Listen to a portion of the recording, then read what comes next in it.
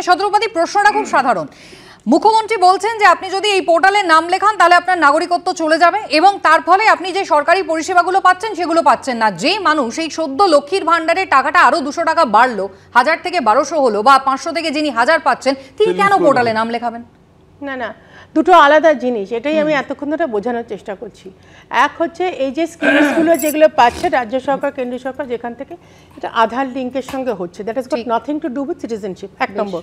এবং যে সকাল থেকে যে আলোচনাটা হচ্ছে মুসলমানরা নয় কেন, তুমি যদি 3টে দেশ দেখো, তাদের প্রাইমারি রিলিজন হচ্ছে ইসলাম, এবং সেখান থেকে আমরা এটা ধরেই নিতে পারি যে কোনো মুসলমান প্রতারিত হয়ে এ দেশে আসেনি। অ্যাট দ্য সেম টাইম যে মুসলমানরা আমাদের দেশে থাকেন তারা সসম্মানে থাকেন এবং তাদের কোথাও কেউ কোনোদিন বলেনি যে যাও বেরিয়ে যাও, বাংলাদেশ চলে যাও, পাকিস্তান চলে যাও, আফগানিস্তান চলে যাও। এই কথা কিন্তু কোনোদিন কেউ বলেনি। আমাদের কোনো প্রবক্তা বলেনি, আমাদের প্রধানমন্ত্রী বলেনি, আমাদের স্বরাষ্ট্রমন্ত্রী বলেনি। কিন্তু যে কথাটা বারবার এখানে মাননীয় মুখ্যমন্ত্রী এবং এখন দেবনারায়ণ দা চিৎকার করে বলার চেষ্টা করছে যে এখানে এই অ্যাপে ঢুকলেই নাকি অনুপ্রবেশকারী হয়ে যাবে, এটা একদম ডাহা মিথ্যা কথা। একটা প্রশ্ন, সেটা হচ্ছে যে তাহলে এই আশঙ্কার জায়গাটা তৈরি হচ্ছে কেন? শাসক দল এই প্রশ্ন তুলছে কেন যে আপাতত ভোটের কারণে শুধুমাত্র ললিপপ দেখিয়ে সিএটা চালু করা হচ্ছে, হিন্দুদের এখানে ইনক্লুড করা হচ্ছে এবং এরপরে নাকি চালু হয়ে যাবে এনআরসি? থ্যাংক ইউ কুসুমিতা, এটাও আমি একটু ক্লারিফাই করে দিই। প্রথমত CA has been introduced before this election simply because এরকম স্বপনদা বলেছে আমাদের এটা ম্যানিফেস্টোতে ছিল। বিজেপি কথা দিয়ে কথা রাখে, সেটা আরো আরেকটা নমুনা। ঠিক 24 এক নম্বর। দ্বিতীয়ত হচ্ছে Citizenship Amendment Act has got nothing to do with your voting rights. যারা ভোটার্স আইডি কার্ড আছে তারা এপিক কার্ড দেখিয়ে ভোট দেবে, as simple as that. যাদের আধার আছে তারা আধার দেখাবে, তাদের যা যা যা পরিষেবা নেবে। যাদের ড্রাইভিং লাইসেন্স আছে, যাদের পাসপোর্ট আছে, তারা এই দেশ থেকে ও দেশে অনায়াসে বেড়াতে যাবে। সিটিজেনশিপ একটা লাস্ট সিটিজেনশিপ হচ্ছে এইটুকু মানুষকে সম্মান দেওয়া যারা বিভিন্ন ভাবে প্রতারিত হয়ে অন্য দেশ থেকে তাড়না করে তাদের নিজের অস্তিত্ব, নিজের ধর্ম, নিজের প্রপার্টি, এই তিনটে জিনিস বাঁচাতে এসেছে যারা এতদিন দয়ায় আশ্রয় আমাদের দেশে থাকতেন। এইটা তাদের সসম্মানে শরণার্থী থেকে নাগরিকত্ব দিয়ে তাদেরকে সম্মান দিয়ে উৎসাহিত করা হচ্ছে। বেশ, অন্য কারণ নেই। তাহলে গৌতম দা, যাদের ভোটার কার্ড থাকবে, যিনি আধার কার্ডের ফ্যাসিলিটি পেয়েছেন, যিনি ড্রাইভিং লাইসেন্সের সুবিধা পান, যিনি পাসপোর্টের সুবিধা পান, যে কটা উদাহরণ শতরূপাদি দিলেন, নতুন করে তিনি পোর্টালে নাম কেন দেবেন? শুধুমাত্র নাগরিক নিজেকে এটা প্রমাণ করার জন্য? না না, আমার প্রশ্ন আছে কিছু। সেটা হচ্ছে ভোট তো তিনি দিচ্ছেন, জনপ্রতিনিধি নির্বাচন করার অধিকার তার রয়েছে, তিনি সব রকম সুযোগ সুবিধা পাচ্ছেন, আবার নতুন করে নাগরিক হিসেবে কেন নিজের নাম তিনি তুলবেন পোর্টালে? সবথেকে বড় কথা হচ্ছে আমাদের দেশের প্রধানমন্ত্রী মানুষকে সম্মান দিতে চাইছেন। আমার প্রশ্ন হচ্ছে ঠিক ভোটের আগে আধার কার্ড, 3টে জিনিস আমার কাছে খুব পরিষ্কার। আধার কার্ড যখন ট্যাগ করলো, সেন্ট্রাল গভর্নমেন্টের ডিসিশনই ছিল এইটা, মানে এই সরকারের এইটাই হচ্ছে মূল কথা যে নাগরিকদের ব্যক্তিগত তথ্যের উপরেও নজরদারি করা। সুপ্রিম কোর্ট বলে দিয়েছিল নো ইম্পর্টেন্স, ব্যাংকের অ্যাকাউন্টের ক্ষেত্রে আধার কোনোদিন ম্যান্ডেটারি হতে পারে না। আসল করছে সেন্ট্রাল গভর্নমেন্ট সবার উপর একটা নজরদারি চালাবে, ওই সম্মান না, পুরো জিনিসটাকে অ্যাবসলিউটলি করায়ত্ত করা। এক। দ্বিতীয় কথা হচ্ছে যে ঠিক ইলেকশনের আগে কেন? ইলেকশনের আপনি আমায় বলুন তো, নির্বাচনী বন্ডের ব্যাপারে সুপ্রিম কোর্টে মামলা হওয়ার পর সুপ্রিম কোর্টের রায়ে এসবিআইকে বাধ্য হতে হয়েছে নির্বাচন কমিশনের কাছে জমা দিতে 15 মার্চ ওপেন হবে। স্বপন বাবু বলুন, পরে ইস্যুতে যাব। এসব কি চলছে দেশে? আমার একটা প্রশ্ন কি চলছে? দেবনারায়ণ বাবু, আমি আমি প্রথমটা যেটা উনি আধার কার্ড নিয়ে বললেন, আধার কার্ডটা এটা চালু করেছিল ইউপিএ গভর্নমেন্ট, নট এনডিএ। তো ওটা ইউপিএ গভর্নমেন্ট তখন বলেছিল সকল নাগরিকের সমস্ত তথ্য পঞ্জীভূত করা থাকবে আধার কার্ডে। এটা ইউপিএ আমলে ফোন কানেক্ট করাটা কিন্তু ফোন কানেকশনটা অ্যাবসলিউটলি প্রধানমন্ত্রী বিরোধিতা করেছিলেন, যদিও সুবিধাটা না থাকলে এখন কিন্তু এই যে 100 দিনের কাজের টাকায় 59 লক্ষ মানুষকে যেটা পৌঁছে দিচ্ছেন সেটা কিন্তু মমতা বন্দ্যোপাধ্যায় আবার অ্যাক্সেসও করতে পারতেন না। দেবনারায়ণ বাবু সংক্ষেপে। না, আমি শতরূপাদের হয়ে গেছে। আর দ্বিতীয় জিনিসটা তুমি যেটা জানতে চাইলে সেটা ওই ইলেকশন বন্ড যখন চালু হলো তখন সরকার যখন এনেছিল সেই সময় পরিষ্কার বলেছিল কারা দিচ্ছে এটা টোটালি এটা গোপন থাকবে, একদম এটা বলা ছিল, সেটাই তো এজেন্ডা, তো এটা এজেন্ডা ছিল বা বলা ছিল। এখন সুপ্রিম কোর্ট বলছে না এটাকে ওপেন করে দাও, ওপেন করে দিচ্ছে। আরে দেশের নির্বাচনের জন্য ব্যবসায়ীদের টাকা, ব্যবসায়ীদের টাকা। আচ্ছা বলে নিন পরের ইস্যুতে যাব। অর্জুন সিং বড় ইস্যু, হ্যাঁ বলুন। দেবনাথ বাবু, স্বপন বাবু এক মিনিট।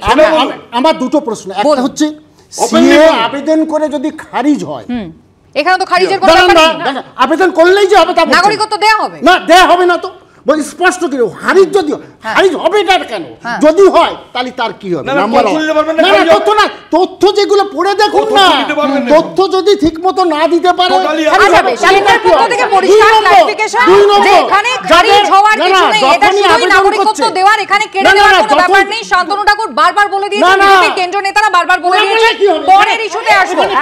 লোকসভা ভোটের মুখে সিএ চালু করা হয়েছে এবং তার প্রভাব ভোট বাক্সে কি ফেলে তা আমাদের নজর রয়েছে, এবং লোকসভা ভোটের প্রার্থী তালিকা ঘোষণা হয়ে গেছে রবিবার ব্রিগেডের মঞ্চ থেকে, এবং টিকিট না পাওয়ায় ক্ষোভ প্রকাশ করেছেন অর্জুন সিং, এবং তিনি মুখ খুলে বিস্ফোরক একের পর এক দাবি করছেন। তিনি বলছেন যে 10ই মার্চ ফিরহাদ হাকিম ফোন করেছিলেন, যে জিনিসটা আমার কাছে ছিল সেটাই দিলেন না, বরানগর দিয়ে আমার কি লাভ হবে?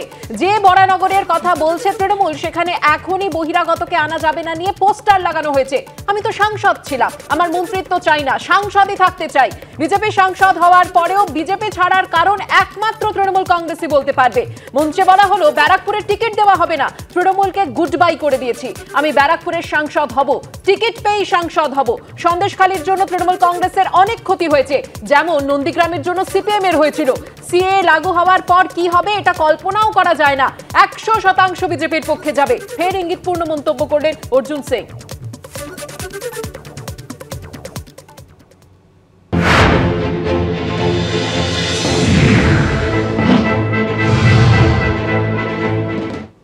তারিখে ববি হাকিম আমাকে ফোন করেছিলেন, আমার বন্ধুর লোক। তখন আমি ওনাকে বললাম যে জিনিসটা আমার কাছে ছিল সেটাই দিলেন না, তো আমি এই বারানগর আমুক জায়গার করে কি লাভ আছে? আর যে বারানগরের কথা বলছেন ওনারা, অলরেডি ওখানে পোস্টার পড়ে গেছে কি বহিরাগতকে এখানে আনা যাবে না। কিন্তু তৃণমূল বলছে যে আপনাকে মন্ত্রিত্ব দেবে, সেই ক্ষেত্রে আপনি কি? আমার তো মন্ত্রী লাগবে না, আমি তো এমপি ছিলাম, আমি তো এমপি চাইছিলাম, আপনি আমাকে মন্ত্রী করবেন কেন? আমি তো চাইছি না। যদি এই মুহূর্তে যে টানাপোড়েন চলছে এর মধ্যে তৃণমূল কংগ্রেস থেকে বলে যে আপনাকে ব্যারাকপুরের টিকিট দেওয়া হবে, তাহলে কি আপনি তৃণমূল কংগ্রেসে থাকবেন? ভাই গুড বাই হয়ে গেছে, গুড বাই করে দিয়েছে। আর কি গুড বাই করে দিয়েছে? মঞ্চে বসিয়ে আপনি বলবেন কি আপনাকে টিকিট দিলেন না, আর তারপরে বললেন আপনাকে টিকিট দেবো, তার এটা তো অপমান করা, ডাবল অপমান হবে না? তাহলে কি ব্যারাকপুরে অর্জুন সিংকে আমরা প্রার্থী হিসেবে দেখবো? কোন দল সেটা আমি বলছি, সেটাও দেখা উচিত আমার মনে হচ্ছে। তাহলে বিজেপিতে অফিসিয়ালি আপনি কবে যোগদান করছেন? এটা তো আমি বলিনি, কিন্তু আমি ব্যারাকপুরে এমপি হব, মানুষ আমাকে ক্যাম্প করবে, কেন ব্যারাকপুরের প্রতি আমি সমর্পিত আছি। তাহলে তো নিশ্চয়ই কোনো রাজনৈতিক দল থেকেই আপনাকে প্রার্থী হতে হবে। সেটা নিশ্চিত থাকুন, আমি কোনো উইদাউট টিকিট যাব না। আপনি তৃণমূলে আছেন না বিজেপিতে আছেন, একটু অবস্থানটা স্পষ্ট বলতে পারবো না, এখন বলতে পারবো না। আলোচনায় আমি আসবো, আমি শত্রুপাতির কাছে এই জায়গায় আসবো। ব্যারাকপুরের মানুষের প্রতি একটা দায়িত্ব রয়েছে অর্জুন সিং এর, তিনি নিজে দাবি করছেন, কিন্তু যে অর্জুন সিং বিজেপি থেকে তৃণমূল, তৃণমূল থেকে বিজেপি আবার যদি ফেরেন, তার এই যে দায়িত্ববোধ, তাকে কি যথাযোগ্য সম্মান জানানোর জন্য বিজেপি তৈরি? দেখো, আমি এটা বারবার বলি যে আমাদের পার্টিটা, আমরা এতটাই উদার পার্টি যে আমাদের দরজা জানলা মন হৃদয় সব খোলা, হাসি পেতেই পারে।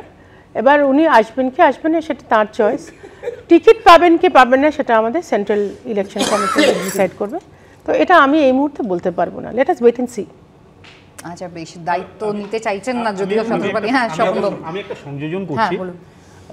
অর্জুন সিং খাতায় কলমে কিন্তু এখনো বিজেপির সাংসদ এবং উনি বিজেপিতেই আছেন, তো উনি আবার বিজেপিতে কি করে আসবেন? উনি তো বিজেপিতেই আছেন। কিন্তু উনি যে হাত ধরে যখন গলায় প্রতীক পড়ে যখন দলটা বদল করেছিলেন, জিন্দেগি एक सफर है सुहाना, আচ্ছা यहाँ कल क्या होगा।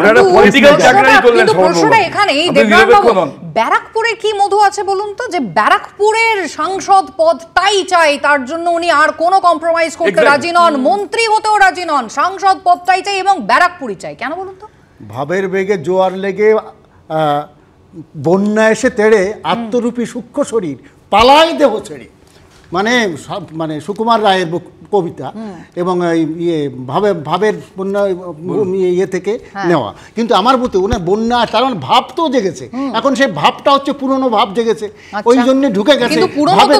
না না না, পুরনো মানে কিছুদিন আগের পুরনো, তার মানে কি উনি এখন ওটা পাননি, এখন সেই সূক্ষ্ম শরীর এখন দেহ ছেড়ে পালিয়ে গিয়ে এখন বিজেপিতে ঢুকছে। বারবার বলেন যে বিজেপি ধোঁকা দিচ্ছে, বিজেপি প্রতিশ্রুতি ভঙ্গ করে, বিজেপি রাজনৈতিকভাবে উদ্দেশ্য প্রণোদিতভাবে কাজ করে। এখন তো শাসক দলের বিরুদ্ধে সেই একই অভিযোগ অর্জুন সিংও করছেন। না সেইটাই তো বলছি, এখন যাকে যার ভাব লেগেছে ভাবের জন্য চলে যাচ্ছে, ওটা তো তার ভাব মনে হচ্ছে এই ভাবের থেকে ওই ভাবটা ভালো, চলে যাচ্ছেন। এখন ওনার দরকার হচ্ছে ভাবের নামে উনি জোয়ার এসে গেছে, উনি সূক্ষ্ম শরীর পালায় দেহ ছেড়ে চলে গেছে। মানে সূক্ষ্ম শরীর দেহ ছেড়ে চলে গেলে অসুবিধা নেই, আবার অন্য পক্ষ আবার দরজা জানলা সব খুলে অপেক্ষা করছে সূক্ষ্ম শরীর কখন স্থূল চেহারা নিয়ে ভেতরে প্রবেশ করবে, তাদের কোনো সমস্যা নেই। গৌতম বাবু, সমস্যা বোধহয় ব্যারাকপুরবাসীর এই মুহূর্তে সবথেকে বেশি।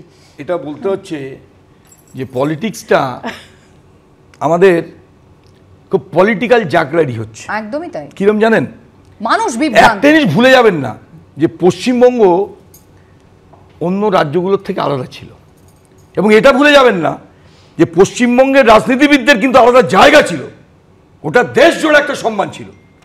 প্রত্যেক দিন মূল্যবোধের অবদমন হচ্ছে, প্রত্যেক দিন কমিটমেন্ট সিনসিয়ারিটির অবদমন হচ্ছে, এবং যেভাবে দল বদল করা যায়, একটা দল থেকে আরেকটা দলে চলে যাওয়া যায় খুব অনায়াসেই, এই যে যাত্রা, এই যে বিচরণ, এই পশ্চিমবঙ্গের মাটিতে এই যে বিধায়ক কেনা, এমপি কেনা, এই জিনিস কিন্তু অতীতে ছিল না।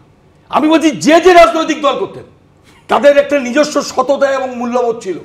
আজকের এই মূল্যবোধটা একদম শূন্যে এসে ঠেকেছে।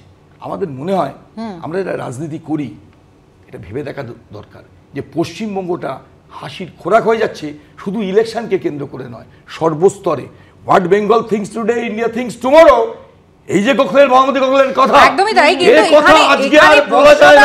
এখানে প্রশ্নটা এটাই থাকবে স্বপন বাবু, যে মানুষের জন্য কি করবেন অর্জুন সিং, কিন্তু সেটা বলছেন না। অর্জুন সিং নিজের চেয়ারটা নিয়ে বেশি চিন্তিত, মন্ত্রী হয়ে বা তিনি কি করতে অসুবিধায় পড়তে পারেন, যার জন্য তিনি সাংসদ পদটা চাইছেন, তিনি কিন্তু সেটা একবারও বলছেন না। তিনি বারবার বলছেন আমার ওটা ছিল, আমায় কেন দেবেন না, ব্যারাকপুরই চাই, ওটা আমার নেব না। আরে ব্যারাকপুরের মানুষের জন্য উনি কি উন্নয়ন করেছেন আর কি উন্নয়ন করবেন, যার জন্য ওই চেয়ারটাই শুধু তার চাই, কোনো ক্লারিফিকেশন তো নেই। সমস্ত মধু ব্যারাকপুর। রাজনৈতিক দল চ্যারিটেবল সোসাইটি নয় বা সোশ্যাল অর্গানাইজেশন নয়। রাজনৈতিক দল রাজনীতি করে ততক্ষণ পর্যন্ত যখন ছোট থাকে, জেতার সম্ভাবনা কম, তখন আইডিওলজি তার মধ্যে থাকে যে আমরা এইগুলো না ফুলফিল হলে আমরা করব না। কিন্তু যখন একটা রাজনৈতিক দল ক্ষমতায় থাকে, তাকে ক্ষমতা ধরে রাখতে হয়, আর ক্ষমতায় ধরে রাখতে গেলে তার সিটগুলোতে তেমন প্রার্থী দিতে হয় যে প্রার্থী জেতার সম্ভাবনা আছে। আমি যদি জানি একটা ভালো লোক হারবে, আমি কেন তাকে দেবো? কিন্তু একটা বাজে লোক সে জিততে পারে, আমি তাকে দেবো। এটা এটা এটা একেবারে 100%। আপনার সঙ্গে আমি 100% একমত। অর্জুন সিং যদি 2019-এর লোকসভা ইলেকশনে তৃণমূল থেকে বিজেপিতে এসে বিজেপির ক্যান্ডিডেট না হতো, আমি এখানে বসে বলছি বিজেপি ওই সিট জিততো না, কারণ 14,000 সামথিং ভোটে বিজেপি জিতেছিল, খুব লো মার্জিন। আর ওই ন্যারো মার্জিনে জেতা সিটটা অর্জুন সিং ভাটপাড়া বা ওই সংলগ্ন অঞ্চলে ওর বিরাট প্রভাব আছে, সেই প্রভাবটাকে কাজে লাগিয়ে জিতেছিল বিভিন্ন ক্ষেত্রে। কিন্তু অর্জুন সিং এর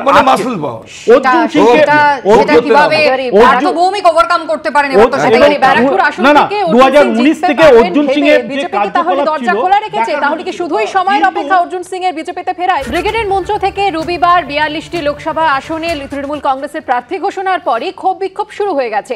অর্জুন সিং যেমন রয়েছেন তেমনি সুনীল মণ্ডল, সায়ন্তিকা বন্দ্যোপাধ্যায়, আর তারপর এবার বেসুরো ভরতপুরে বহরমপুরের হুমায়ুন কবির। ভোটে টিকিট নিয়ে এবার দলের অস্বস্তি বাড়ালেন হুমায়ুন কবির। বহরমপুরে ইউসুফ পাঠানকে প্রার্থী করা নিয়ে তীব্র আপত্তি। মুর্শিদাবাদের মানুষকে অবহেলা করা হচ্ছে। ভিন রাজ্য থেকে খেলোয়াড়, কলকাতা থেকে গায়ক এনে লাভ নেই। গায়ক খেলোয়াড় এনে মোকাবিলা করা যাবে না অধীর চৌধুরী। দলের প্রার্থী নির্বাচন নিয়েই প্রশ্ন তুলে বিস্ফোরক ভরতপুরের বিধায়ক। মুর্শিদাবাদের মানুষকে এত অবহেলা করা, মুর্শিদাবাদের মানুষের তৃণমূল কংগ্রেসকে প্রতীকে ভোট দিয়ে 22টার মধ্যে 20টা সিট উপহার দিয়েছে নেত্রীকে। সেই 20 জনের মধ্যে থেকে কাউকে বহরমপুর লোকসভায় বাছা যেত না? এটা ইউসুফ পাঠানের মতন একজন খেলোয়াড়কে, তাও আবার গুজরাট থেকে নিয়ে আসার মানে কি? এর আগে শিক্ষা হয়নি যে কলকাতা থেকে গায়ক পাঠিয়ে 2014 সালে সব থেকে বেশি মার্জিনে 44টা এমপি জিতেছিল কংগ্রেসের তখন 2014 সালে। সেখানে কি হয়েছিল? সব থেকে বেশি মার্জিনে ভারতবর্ষের মধ্যে কংগ্রেসের যে 44 জন এমপি জিতেছিল, রাহুল গান্ধীকেও ছাড়িয়ে গিয়েছিল মার্জিনে অধীর চৌধুরী। গায়ক পাঠিয়ে, সংস্কৃতি প্রিয় মানুষ, গায়ক গেল আর ওখানে গিয়ে একদম কুপকাত হয়ে চলে আসলো।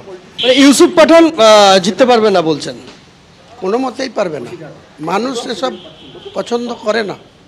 মানুষ এসব বহিরাগতদের এইভাবে ভোট দিয়ে এমপি করে তাকে গুজরাটে খুঁজতে যাবে না? সে এখানে এসে কোন গ্রাম চেনে? এই সিদ্ধান্ত কি অধীর চৌধুরীকে বাড়তি অ্যাডভান্টেজ দেবে বলে মনে করছেন? নিশ্চয়। তার মানে আপনি নির্দল হয়ে দাঁড়াবেন মনস্থির করে নিয়েছেন? হ্যাঁ, নিশ্চয়ই। ময়দানে আমি মানুষকে ভোট দেওয়ার জায়গা করে দিতে হবে। তো সব ভোট যদি অধীর চৌধুরীকে দিয়ে দেয়, আগামী দিনে আমরা বিধানসভায় ভোট চাইবো কি করে?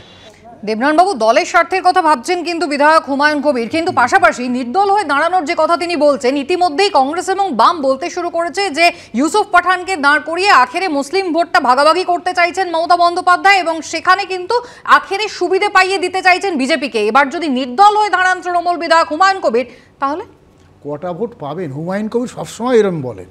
ওনার নিজের অস্তিত্ব কতটুকু সেটি না, না উনি পরিসংখ্যান, ভারতের পরিসংখ্যান, ওনার নিজের পরিসংখ্যান বলুক না। উনি পরিসংখ্যান বললেন তো, টেবিল চিহ্নে দাঁড়িয়ে তিনি 70 কতবার হেরেছেন এইটাই বলুক না। উনি তো এক সময় অধীর চৌধুরীর পক্ষে ছিলেন, অধীর চৌধুরীর বিরুদ্ধে ছিলেন, অনেক সময় করেছেন, হারাছেন। উনি সবসময় একটা চায় যে আমি একজন হই, ও একজন আছে, তার মধ্যে এই হুমায়ুন কবির একজন। সুতরাং উত্তর দিয়ে লাভ নেই। কিছু লোকের উদ্দেশ্য থাকে, সে আবার দাঁড়ায় একেবারে গ্রাম, একেবারে তৃণমূল স্তরের রাজনীতিটা কিন্তু হুমায়ুন কবির ধরে। সে চায় এগুলো, এই দুই একজন আছে সব পার্টিতে আছে, এটা কোনো সমস্যা নাই। এটা তার ইচ্ছা থাকতেই পারে। কিন্তু ইউসুফ পাঠান এবং তার পাল্টা শাসক দলেরই বিধায়ক যদি দাঁড়ান, তাহলে সেই তো বিক্ষুব্ধ তৈরি হয়ে গেল। বিক্ষুব্ধ নিয়ন্ত্রণ কিন্তু উদ্দেশ্য ছিল পঞ্চায়েত ভোটে। আপনার মনে থাকবে ও সব সময় এইরকম করে।